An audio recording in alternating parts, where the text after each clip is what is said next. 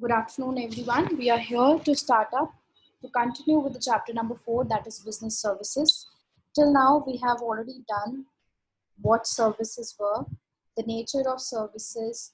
We talked about various features, intangibility, inconsistency, inseparability, no inventory, involvement of the customer.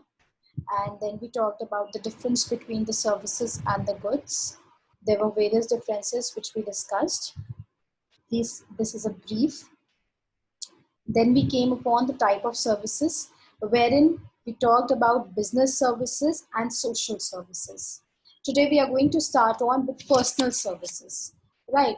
So when we discussed about the business services and the social services, we talked about that business services involve various activities like insurance, transportation, warehousing, right? Then we talked about social services, wherein we were talking about some kind of NGOs or any multi-million companies who are going on with doing social services for the people who are in need of the same, right? And then we come upon personal services. So what personal services are? They differ based on taste and preferences of the customer, right? So it is basically they are experienced differently. Okay, they are experienced differently by different customers. These differ according to service provider. So why it is different, why people are getting it based on their particular demands, their particular wants. These are basically, when you look at the example, you see tourism, recreation, or resorts. So now let's talk about tourism. Now, whenever, I don't know how many of you have visited this place, Taj Mahal, right? So it is in Agra, obviously everybody knows. So therein, when you go, there are a lot of, guides there. Tourist guides are there. A lot of tourist guides are there. Why they are there? They are there to give information to you, to talk about that particular monument, to tell you about that particular monument, I think, right? So when you talk about all these kind of, uh, these what you say, these monuments, these are the people who are known as what they are known as, basically the tourist guide, right? So they provide you certain information about that monument. So why they are there? They're basically there in order to provide the knowledge to you. Now it depends on you what kind of knowledge you want, right? If I say who has built this particular monument, how many workers were there, they could provide me that information. But if I ask that, what kind of marbles have actually been used, how old are these, wherein the people were called upon to build this particular monument. Now, this is all tourist guide what they do. Let me give you one more example. Let's talk about restaurants. Now, what happened in restaurants? I go to a restaurant and there I order Chinese food, for example. And Ambika also goes with me and she orders Italian food, maybe. Right. So now it depends on my particular taste and my preference what I want. And I have been served with the same. Right. Again, it happens with Ambika as well. She orders Italian food. So now that is her taste and her preference. Okay. So the services which are involved, wherein it is differentiated for each and every customer. You can say customization for each and every customer is there, wherein it is based on the taste and preference of customers. That means every customer is having different, perception, different wants, different needs, different variability, you can say, right? So it is there so that the people could provide certain services to certain people who have differentiation in their preferences and taste. Okay, everyone. So when we talk about these three, let me just log the meeting quickly. It's time. Yes. So when we talk about this one, we were talking about three services. We talked about business services, social services, and personal services. Right. So here, when we reach, we are going to start up our chapter basically because the name of the chapter is business services. Right.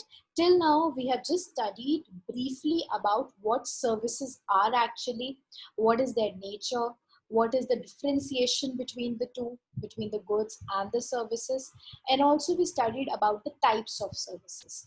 This is exactly what we were studying about, what services basically are, right? So now we talked about three types of business services. We're going to study focusedly most on business services. So let's get started what business services exactly in-depth knowledge. So business services. Today's world is of tough competition where the survival of the fittest is the rule. Everybody knows that this time it is the time of tough competition, right? Only the person who is able to adapt the changes, the person who is able to take out the most out of it will be the one who will be surviving in this world, right? There is no room for non-performance, and hence companies tend to stick to what they can do the best. In order to be competitive, business enterprises are becoming more and more dependent more on specialized business services. So now basically what is happening, the business services, what they're doing, they are mostly dependent on specialized business services. Now what exactly specialized business services are? Business enterprises look towards bank for availability of funds. Obviously अगर एक बड़ी सी company है, if there is a business company, a business enterprise, it wants money, it wants funds. Where will it go? It will go to a bank, it will take loan, right? Insurance companies for getting their plant, machinery, goods, etc. insured. Obviously, we talked about insurance as well in the Aids of Commerce, wherein we talked about that if any mishappening occurs, so if there is an insurance, you can get the refund back, right? So this is all obviously if we are having a big plant, big company, there are a lot of machineries and everything. What if the fire catches in there and you don't have any insurance? The money will be wasted, of course. So intently it is done in order to get money for the same, right? It is done basically if any mishappening occurs, we could get the money for that. Okay. Transport companies for transporting raw material, finished goods, and telecom and postal services for being in touch with their vendors, suppliers, and customers. So these are all the basic business services that is actually very essential for every business enterprise or every business company, right? We talked about insurance, we talked about looking forward to banks. Then we talk about transport. Obviously in order to transport the raw material or to the finished good to the customers, we need transport, right? We talked about if we have any business enterprise which is having any kind of business in another country also, then also you need ships and everything, right, in order to transport the raw material or to transport the finished good to the customers. Along with that, nowadays communication is very important. Even at a single touch at a phone, we are able to connect to anyone. Okay, so again, when we talk about connecting with our vendors or suppliers or with our customers, telecom service and postal services are also required. When we talk about telecom, we talked about Amazon. If you remember, we were talking about Amazon customer care, or we have Myntra, we have Nykaa, or we have Flipkart. All are having these customer care number. Why they're having customer care number? So that they could be connected with their customers, and just in case any of the customer is having any of the issues or any of the problems, they could just connect up and they could resolve it properly, right? Today's globalized world has ushered in a rapid change in the services industry in India. India has been gaining a highly competitive edge over other countries when it comes to services to the developed economies of the world. Many foreign companies are looking to be performed as a host of business services. They are even transferring a part of their business operation to be performed in India. Now, various times it happens. See, India is a developing country. Everybody, I think you are very well aware of what a developed country is and what is a developing country. So when we talk about India, it is still in the process. It is not a developed country. USA is a developed country, but when we talk about India, it is a developing country. So it's not always that it is a developing country, so it is not better than the developed economies of the world. It's not always like this. Some of the services which our country is producing, when we talk about agriculture, right? Agriculture, everybody knows, is the first and prime industry of our country, right? Then comes the textile. Okay, so when we talk about agriculture, obviously it happens that we are able to export, we are able to transport our wheat, our grains, our you can say pulses and everything very efficiently when it is compared to the other economies of the world, when it is compared to the other what we can say, other countries of the world.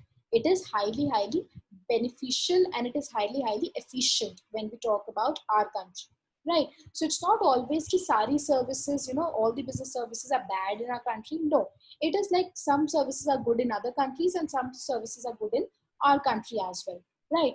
And sometimes it happens that our country is doing so good that the other countries are coming up to us and they are asking, can you please do it for us? Okay, so now they also want those type of those competitive and efficient enough technological, or you can say all the kind of business services to be done by our country as well, right? So it's all about what business services are going into. Let's proceed forward and see. The first service we are going to talk in depth is basically banking, right? Now, when we talk about banking, everybody knows when we talk about banking, the first thing that comes to our mind is bank.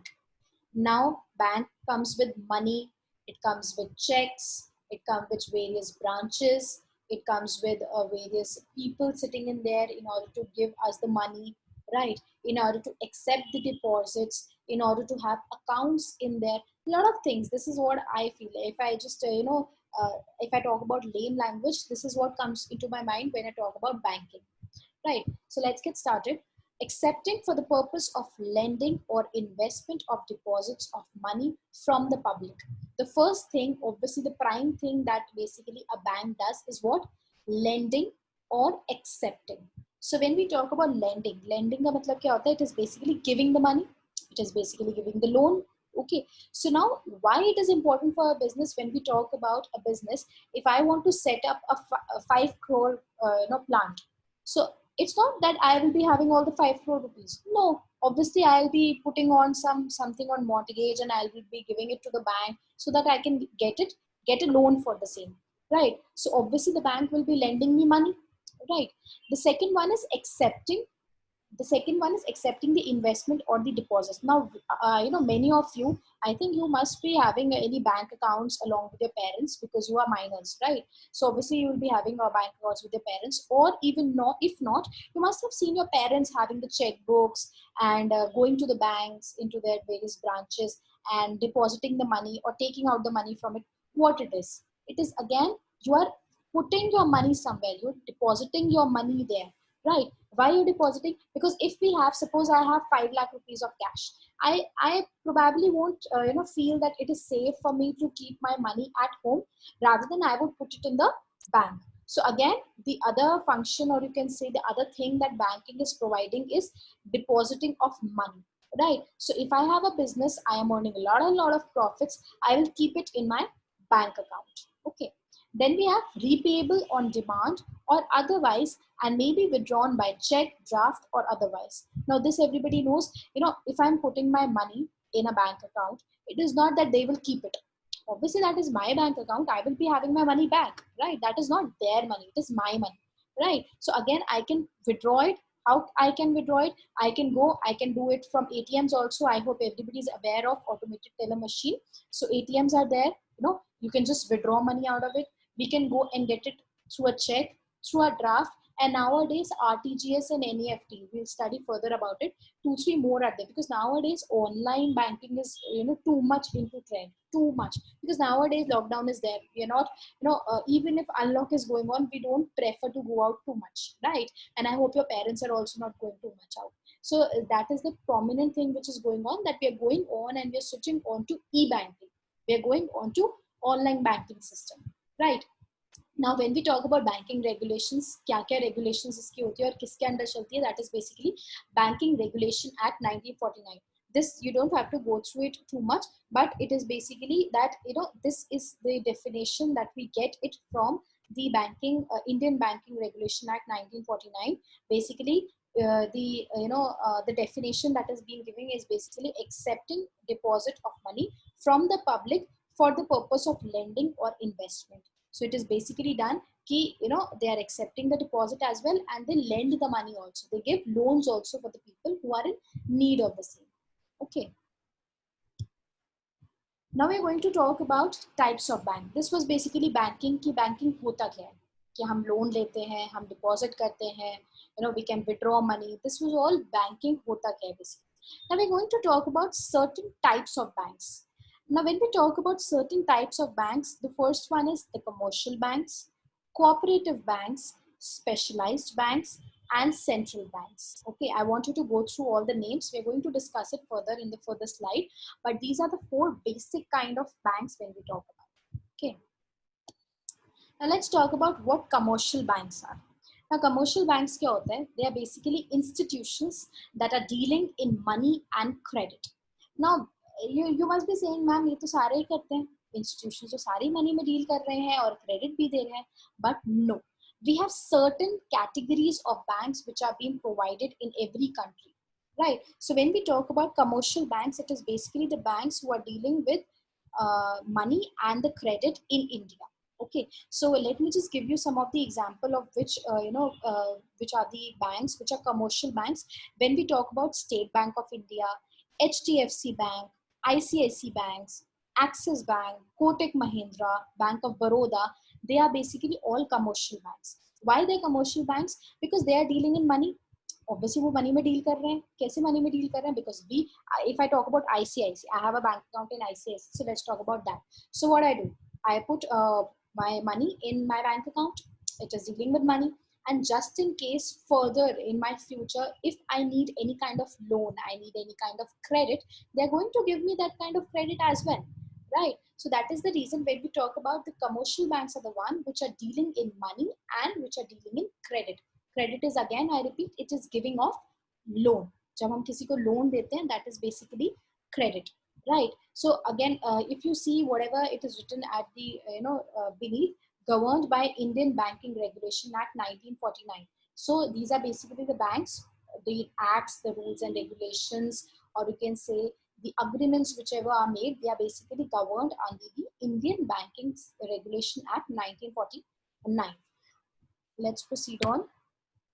Now, when we talk about commercial banks, they are divided into 2 parts, which is public sector banks and private sector banks. Now, when we talk about Bank of Baroda, State Bank of India, ye sare, they come into public sector banks. But when I talk about HDFC, when I talk about ICICI, or when I talk about Axis, they are all private sector banks. Okay, so when we talk about commercial banks, they are divided into 2. The first is public and the other one is private sector banks. Okay, now let's talk about public sector banks. If you can see the picture attached, SBI, State Bank of India, Canara Bank, Bank of Baroda, Punjab National Bank, Syndicate Bank, Andhra Bank, Bank of India, Allahabad Bank, and Punjab and Sindh Bank. Okay, these are all public sector banks. So what are public sector banks actually? They are basically owned and managed by the government to channelize bank credit with national priorities. Now, when you see in the public sector, if you remember in the earlier chapter, third one, we had already discussed what government company are, what public-private partnership are. So jahan bhi public aata hai, we know that it is having a concerned thing from the government. Right. So इसको अगर हम बात करें public sector banks की, तो they are basically owned and managed by the government. If I talk, let me give you just an example. If you have ever seen anybody, preparing, or you must have, seen any on YouTube or any of the, Google or anywhere, that SBI, if you need if you need a job in SBI, State Bank of India, you need to clear government exam. Some people they say हम government bank की तैयारी कर रहे हैं, हम government exam की तैयारी कर रहे हैं, बैंक के exam की तैयारी कर रहे हैं. So कौन से बैंक के exam की तैयारी? They are basically the banks which are owned by the government. They are having the government examination. It is very difficult to crack that exam and get employed in here, because obviously it will be a government job for the same, right? तो जो salary आती है, जो भी कुछ होता है, that is done by the government. इसका privately कोई initiative nahi hai. It is not taken care by any private firm or anything. So it is all wholly owned and managed by the government only. They are known as the public sector banks. This is just a brief कि तुम लोग को पता चले what exactly public sector banks are, and some examples just in case anybody asks you, if I just randomly ask you which bank is Bank of Baroda, so you should know that it is a public sector bank. And why it is a public sector bank? Because it is owned and it is managed by the government, right? Let's proceed. 14 banks nationalized by the government of India. That means in this year, 14 banks were nationalized by the government of India. In 1980, another 6 banks were nationalized. Total 28 public sector banks in India. So we have a particular count that how many public sector banks do we have in India? We have approximately 28 public sector banks, right? Again, we have the same Allahabad Bank, Canara Bank, Punjab National Bank. So these are basically banks which are under the government. They are owned and managed by the government. And that is the reason they are known as the public sector banks. Okay. Now let's talk about private sector banks. See, first picture is of ICICI only. So ICICI Bank, Federal Bank, Axis Bank, and then we have HDFC Bank. They are all private sector banks. Why they are private sector banks? Because they are owned and managed by private parties, governed by the RBI. Now RBI, anybody who could tell me what do you understand by RBI? Anybody who has any clear understanding what do you understand by RBI? I'll wait in the chat box. Let me just see how much you guys know. What is RBI, guys? I got the first answer from Harshita. Absolutely right. It is Reserve Bank of India. Yes, now I got the answers from Dhruv, Siddhi, Vidyanshi, Darshika. Yes, RBI is basically Reserve Bank of India. Okay, so now when we talk about a private sector bank, it is owned and managed by private parties. Okay, it is owned and managed by the private parties, but it is governed by the RBI. Why it is governed by the RBI? Because see, in our country, if something like this happens, ICICI private banks are there, and if they follow their own kind of strategies and own kind of you can say perspectives, it will be a difficult situation in our country, right? They are free to develop their own policy decision regarding banking operations. Suppose they can do everything, but governed is anytime the RBI, the Reserve Bank of India, can come to any of the private bank or talk to the owner of the private bank and can ask for the financial documents, for all the necessary details about the users of the bank, about the people who have accounts in here, how many people are getting how much of loan. So it is governed by the RBI because everybody needs a supervisor, I think, right? So obviously RBI is the supervisor, you can say, that who's taking care of the private sector banks, because private sector bank own and manage the private party career. That means the salary which is given to the employees and the people they are talking about, जो उनकी policies हैं वो different होती हैं, वो बिल्कुल different है, right? But when we talk about governance, governance is basically a top authority wherein anything bad happens, so they have the right to look at it. Okay, they're not stopping it from anything, but it's just that they are looking forward that if anything, manipulations are having, if any malpractices are going on, so they should be knowing about what the bank is actually going on to, right? So I gave you examples like ICIC, I gave you HDFC, Federal Bank, and Axis Bank. Any other bank you can tell me about which is which is a private sector bank? Any other bank you guys are aware of? Any other private sector bank? Siddhi, Kotak Mahindra, okay. Ankita, IndusInd, yes. Okay. Axis Bank, yes. I talked about Axis, HDFC. Right. So these are basically the banks which are known as private sector banks. And why they are called private sector? Because they are owned and managed by private parties, but are governed by the Reserve Bank of India. Okay.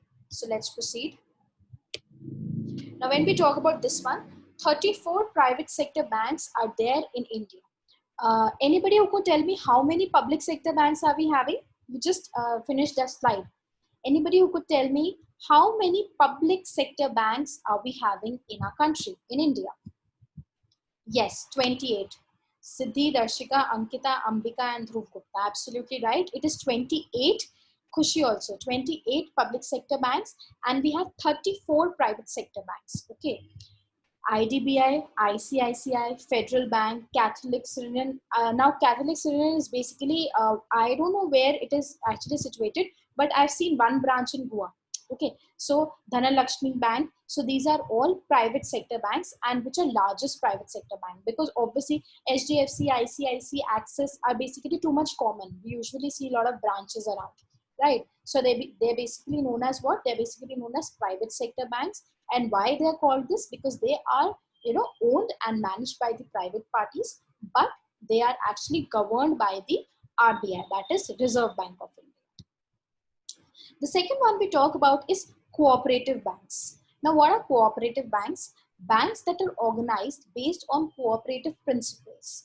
They are governed by the provision of State Cooperative Societies Act. It is an important source for rural credit. Now, when we talk about cooperative bank आप लोगों को cities में नहीं दिखेंगे. They are basically, focused, and they are basically situated in kind of rural areas. जब हम बात करते हैं villages की या बहुत छोटे, I don't remember the name of that. I won't take the name actually. So when you have small areas, अब आप समझ जाओ, the kind of village areas जो होते हैं, वहाँ पे आपको cooperative banks मिलेंगे. Okay, और वो किसके अंडर में आते हैं? They are basically under the State Cooperative Society Act. Okay, and it is a main source of rural credit. Rural credit मतलब when we talk about small villages, there are farmers. ठीक है, अब farmers तो वहाँ पे ICIC और ये सब जो अलग टाइप के बैंक्स होते हैं, they won't be getting that much of money from it, या उतना mortgage they won't be able to pay, or this much interest they could not give. But when we talk about cooperative society banks or cooperative banks, they are basically the ones which are done for the betterment of the poor people, basically. Not exactly poor, I won't say poor exactly, but yeah, the people who are in need of it. Right, so basically जहाँ आप villages की बात करते हो, rural area की बात करते हो, जहाँ पे फार्मर्स होते हैं, वहाँ पे it will be beneficial for them to come into a cooperative bank and get the credit. Okay, credit as in to get the loan for any kind of things what they want to proceed on with, right? Let's do one thing. We are going to stop here only. We have already done much today, so let me just overview of what we did today. We completed with what personal services actually are. Then we talked about business services, what exactly it is going on in India, and when we compare it with other countries also, where India stands actually. Then we started on with our very first business service, which is banking. And we are continuing with that only. We talked about what exactly banking is. Then we talked about the types of banks in our country. There are basically 4 types of banks, which is commercial, cooperative, specialized, and central banks. And then we started on knowing about what commercial banks exactly are. Then we had the segregation of commercial banks, which is public sector banks and private sector banks. Then we talked about some various examples of public sector banks, and we talked that there are basically 28 public sector banks in our country, right? Then we talked about what private sector banks exactly are, and from whom they are owned and managed, how they're governed. And then we talked about few examples, and we got to know that there are basically 34 private sector banks in our country. Then we started on with cooperative banks, where we got to know that it is an important source for rural credit, right? The further we are going to continue tomorrow. I need to talk also. Let me just